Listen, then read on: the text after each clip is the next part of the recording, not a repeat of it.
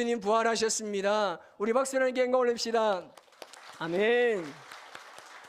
자, 옆에 분 인사합시다. 주님 부활하셨습니다. 자, 한 번 더 앞뒤로 보시면서 당신도 부활의 주인공입니다. 예, 위대한 이 승리의 아침입니다. 예수님의 부활이 저와 여러분의 부활로 그대로 잘 연결될 줄 믿습니다. 이 믿음으로 부활신앙을 잘 살아가시기를 주님의 이름으로 축복합니다. 하나님께서는 사람에게 세 가지 생을 주셨습니다. 그 첫 번째는 어머니 뱃속에서의 태생입니다. 두 번째는 지금 우리가 살아가고 있는 인생입니다. 그리고 세 번째는 죽음 이후의 영원한 생인 영생입니다. 그래서 사람은 누구나 다 태생과 인생과 영생을 살아가는데 이 세 가지 특징이 뭔지 아십니까? 이 태생에서는 인생을 알 수 있는 방법이 없다는 겁니다. 어머니 뱃속에서 10달을 있으면서 그가 어떻게 인생을 꿈꿀 수가 있겠습니까? 모릅니다. 알 수도 없습니다. 그리고 인생에서는 영생을 알 수가 있는 방법이 전혀 없습니다. 그런데 태생은 인생을 위해서 있습니다. 어머니 뱃속에서 10달을 어떻게 보내느냐가 인생을 결정 지을 수가 있다는 겁니다. 그리고 인생은 영생을 위해서 있습니다. 그래서 우리가 이 땅에서 어떻게 살아가느냐에 따라서 영생이 결정되어진다는 겁니다. 그게 바로 우리의 인생입니다. 그래서 이것을 아는 사람들은 땅에서 그렇게 연연하지 않습니다. 그런데 연약한 우리는 여전히 이 땅에 마음을 두고 있고 이 땅에서만의 삶을 위해서 부단히 노력하고 살아가고 있습니다. 오늘 본문은 이 죽은 나사로를 살리는 장면입니다. 나사로는 3남매입니다. 첫째가 마르다고, 둘째가 마리아고, 막내가 바로 나사로인데 이건 그냥 일반적인 견해를 보는 해석입니다. 그런데 이 대화를 보면요, 앞뒤가 맞지 않는 대화의 내용이 나옵니다. 바로 이 마르다가 하는 대화가 전혀 앞뒤가 맞지 않습니다. 그가 예수님께 이야기합니다. 예수님이 여기 계셨더라면 내 동생 나사로가 죽지 않았을 겁니다 라고 이야기합니다. 그러면서 한마디 더 던집니다. 이제라도 주께서 무엇이든지 하나님께서 구하면 반드시 들어주실 것이라고 이야기합니다. 이 말은 뭐겠습니까? 지금이라도 예수님께서 하나님께 좀 기도해가지고 내 동생 나사로를 살려달라는 말입니다. 마르다의 이 말을 듣고 예수님께서 뭐라고 말씀하십니까? 다시 살아날 것이다. 너의 동생 나사로가 다시 살아날 것이라고 말씀하고 있습니다. 그런데 39절에 가보면요, 예수님께서 나사로를 살리기 위해서 이 무덤의 돌을 옮겨 놓으라고 이야기합니다. 그때 마르다가 뭐라고 이야기합니까? 예수님, 죽은 지가 날이 되었는데 벌써 냄새가 난다는 겁니다. 이 말은 뭐겠습니까? 아니, 시체가 되어서 사흘 지났는데 썩어서 냄새가 난다는 것은 이 어떻게 살 수 있겠습니까? 라는 말입니다. 예수님께서 이 마르다의 믿음을 아십니다. 지금 이 마르다의 이 말이 오늘 우리 인간들의 마음을 그대로 담고 있는 겁니다. 그래서 예수님께서 지금 뭐라고 말씀하십니까? 내 말이 내가 믿으면 하나님의 영광을 보리라 라고 말씀하십니다. 마르다가 예수님을 믿는다고 말하면서도 현실에서는 어떤 상황에 부딪히게 되면 그가 믿음을 선택하거나 믿음으로 행하지 않았다는 겁니다. 여러분, 신앙 안에서 우리로 하여금 하나님을 계속해서 믿으라고 하는 것은요, 그 성경이 비논리적이기 때문이 아닙니다.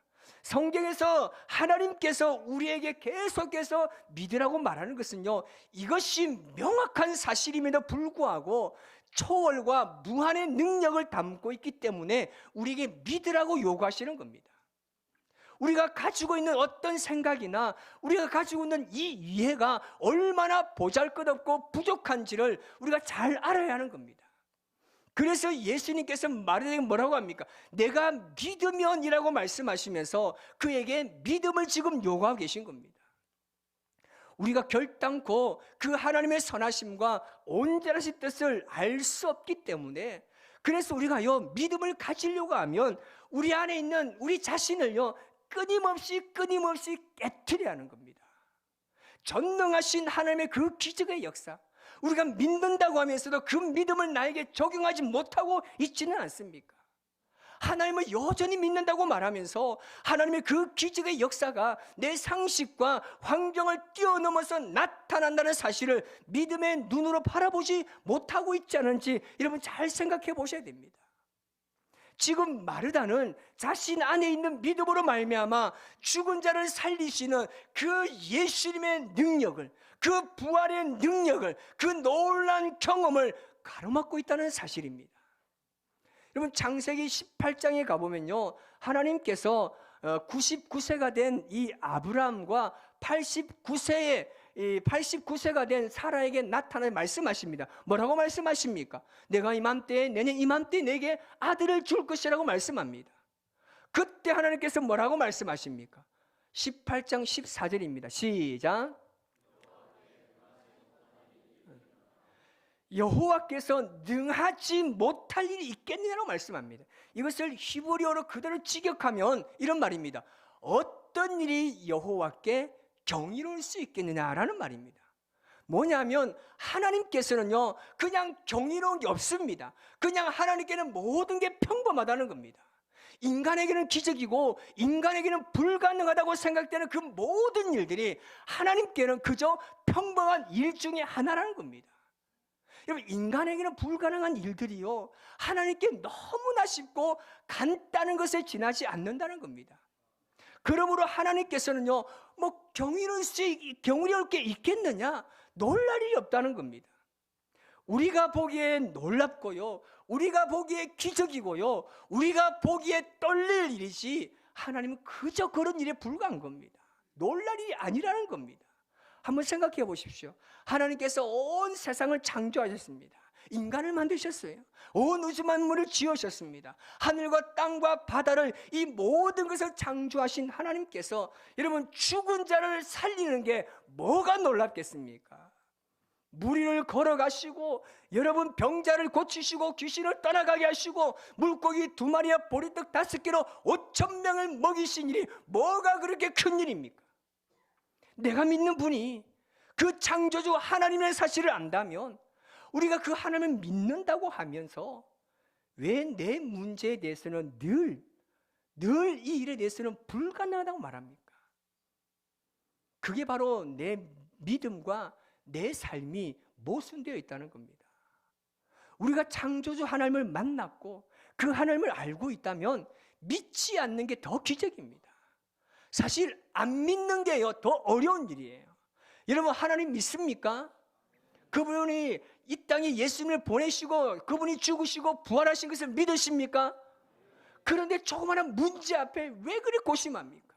조그마한 문제가 생기면 가장 먼저 하는 게 뭔지 아십니까? 교회 안 나와요. 문제만 부딪히면 교회 안 나와요. 1순위입니다. 온 몸이 아파봐요. 직장 갑니다. 머리 조금만 열려면 38도니 좀 쉬어야 되겠다. 여러분 이런 일이 있으면 안 된다는 거예요. 내가 믿는데 나에게 닥친 조그마한 그 일 때문에. 여러분 사실요 우리가 이 땅에 살아가면서 하나님의 그 살아계심, 그 실존을 분명히 알 필요가 있습니다. 하나님은요 무에서 유를 만드신 분이십니다. 그것을 창조하셨고 그리고 우주 만물을 지으시고 그것을 운행하시고 그것을 그분의 뜻대로 이루시는 분임을 믿습니다. 이것을 믿는다고 하면, 그리고 그분이 그런 분이라고 내가 안다면 내 문제, 내 필요를 채워주는 그분이 뭐가 어렵겠습니까? 여러분 우리 남편이 변하지 않습니까? 아내가 변하지 않습니까? 우리 자녀가 변하지 않습니까? 생각해보면요 나 같은 사람도 변화시키신 하나님인데 왜 못 바꾸겠습니까? 나 같은 사람을 바꾸신 하나님이신데 왜 저들을 하나님이 못 바꾸시겠습니까? 하나님의 전지전능하신 능력이 우리의 마음에 새겨지고 각인될 수 있기를 주님의 이름으로 축복합니다. 하나님은 전능하십니다. 그분 앞에 불가능한 것 전혀 없습니다. 우리의 작은 문제를 가지고 그 하나님의 능력을 의심하지 마시기 바랍니다. 우리 주님의 부활은요, 어떤 상식이나 이해관계가 아니라 믿는 거예요. 믿음은 시간과 공간을 초월합니다. 사실 많은 사람들이 이 예수님의 부활에 대해서 굉장히 복잡하게 생각합니다. 저부터 그렇습니다. 왜냐하면 해마다 다가오는 이 절기 말씀을 준비하려면요, 똑같은 부활절에 똑같은 부활 설교를 해야 되는데 도대체 부활을 몇 번을 더 해야 되는지 정말 복잡합니다. 사람들이 너무나 복잡하게 생각합니다. 그런데 그 복잡하게 생각하는 것을 제가 보니까요, 딱 두 가지가 있습니다. 왜냐하면 부활을 인정하지 못하기 때문에 그렇습니다. 아니, 죽은 사람이 어떻게 살아날 수 있느냐로 접근하기 때문에 복잡한 겁니다. 거기서부터 시작되니까 복잡한 거예요. 그리고 이 부활을요, 능력이 아닌 이론으로 이해하기 때문에 복잡합니다. 여러분, 이론은요, 능력이 없습니다. 이런 분명한 예수님의 부활은요, 하나님의 능력으로 임한 줄 믿습니다. 마르다를 보십시오. 처음에는요, 능력으로 시작합니다. 예수님만 있었더라면, 예수님이 기도만 하시면 내려 시작했는데 나중에 현실에 부딪히고 어떻게 합니까? 이론으로 접근합니다. 아니, 사흘 만에 됐고 썩은 냄새가 어떻게 살아납니까? 생명을 창조하신 하나님께서 부활하시겠다는데 뭐가 어렵겠냐고요. 이런 복잡하게 생각하지 마십시오. 2000년 전에 예수님이 이 땅에 오셔서 우리 외에 죽으시고 부활하심을 믿으시기 바랍니다. 다른 거 없어요. 믿으면 돼요. 아멘. 인사합시다. 믿고 삽시다. 시작. 이건 역사적인 팩트예요. 믿고 살아야 되는데 믿자고 하니까 또 생각하는 거예요. 여러분, 우리 하나님은요, 전지전능하셔서 모든 것을 다 하실 수 있습니다. 우리는 할 수 없는 게 너무 많잖아요. 그러나 하나님은 못 하시는 게 전혀 없습니다. 제가 이렇게 이야기하면 간혹 그런 분들이 이렇게 질문하는, 하나님, 목사님, 그러면 하나님은 다 하실 수 있는데 제가 오늘 로또를 샀는데 이게 당첨이 되는지 안 되는지, 로또 번호를 알고 있는지 모르는지 좀 가르쳐 주시면 제가 만약에 당첨되면 50%를 헌금하고 목사님 잘 섬길게요. 제가 뭘 하는 줄 압니까? 그러면 내가 로또 사지. 내가 로또 사지. 내가 왜 가르쳐 줘? 내 혼자 똑같은 번호 몇 개 해가지고 똑같이 당첨되면 어쨌든 뭐 그래 되는데 뭐하러 가르쳐 줍니까? 여러분, 하나님께서 왜 여러분 로또 번호를 안 알려주는지 아십니까? 천사가 말려요. 하나님, 저 성도 로또 되면 다음 주 교회 안 나와요. 천사가 말린다니까요. 그러니까 하나님 편에서는 로또가 꽝 되어서 이 자리에 눈물로 기도하는 게 훨씬 낫다는 겁니다. 여러분, 우리 하나님은 못하시는 게 없다는 것을 믿으시기 바랍니다. 이 사실에 대해서 예수님께서 이렇게 말씀하십니다. 누가복음 18장 27절에 이렇게 말합니다. 이르시되 무릇 사람이 할 수 없는 것을 하나님은 하실 수 있느니라 라고 말합니다. 우리 가운데 역사하시고 모든 것을 하실 수 있는 하나님이 오늘 저와 여러분이 아바, 아버지라고 부르는 그 하나님인 줄 믿습니다. 이 하나님의 능력이 우리의 삶과 우리의 가정에, 우리의 일터 위에 함께 하시기를 주님의 이름으로 축복합니다. 이 약속을 가진 하나님의 백성들은 전능하신 하나님의 때를 기다릴 수 있어야 됩니다. 예수님께서 마르다에게 내 오라비가 다시 살아나리라고 말씀합니다. 그런데 마르다는 어떻게 합니까? 마지막 날 부활 때 살아나고 말합니다. 예수님이 지금 당장이라고 이야기하는 겁니다. 하지만 마르다는 마지막 날 부활 때로 이해합니다. 여러분, 마르다는요, 자신의 제한된 시간과 그 지식으로 하나님의 그 현재 역사를요, 미래의 일로 미뤄두고 말았습니다. 이처럼 우리는 종종 내 기준과 경험으로 하나님의 때를 재단할 때가 있습니다. 그러나 하나님은 모든 일에 가장 적합한 때를 정하십니다. 하나님께서 일하실 때는 때를 따라 하신다는 겁니다. 하나님은 그 전지하심으로 모든 것을 아심으로 모든 일에 때를 정하십니다. 그리고 그 때가 되면 한치의 오차도 없이 정확하게 그때에 하나님의 뜻을 이루십니다. 우리가 이 예수님의 부활을 통해서 이것을 분명히 확인할 수 있습니다. 예수님께서 가나 혼인잔치에서 뭐라고 말씀하십니까? 포도주가 없다고 말씀하실 때 예수님께서 뭐라고 말씀하셨습니까? 내 때가 이르지 않았다라고 말씀하십니다. 십자가에 못 박힐 때도, 때가 가까웠을 때도 내 때가 아직 이르지 않았다고 말씀하시면서 그 때를 따라 사역하시는 예수님의 모습을 발견할 수 있습니다. 하나님께서는 이렇게 정확하게 하나님의 때를 정하시고 그 때가 되면 역사하신다는 것을 우리는 성경 안에서 발견할 수 있습니다. 이것을요, 전도서에서 보면 정확하게 기록하고 있습니다. 전도서 3장 1절과 11절 말씀은 이렇게 말합니다. 시작.